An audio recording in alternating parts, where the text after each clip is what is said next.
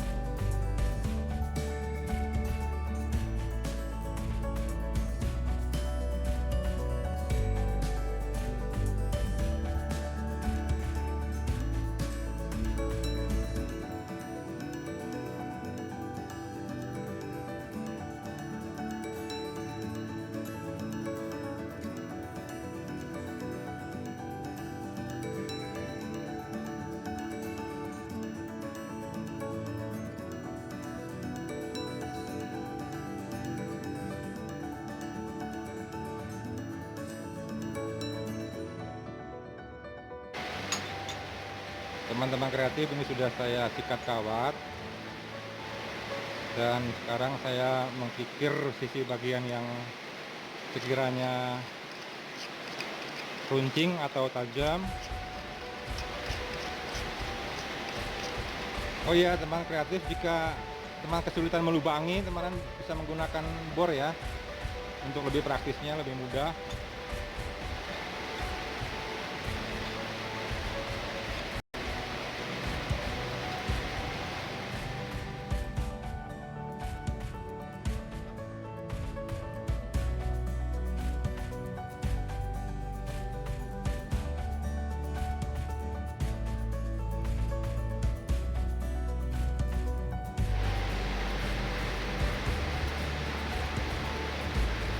Baik teman-teman kreatif, inilah gantungan kunci yang kita buat tadi. Sudah di finishing, sudah dihilangkan bagian-bagian yang tajam.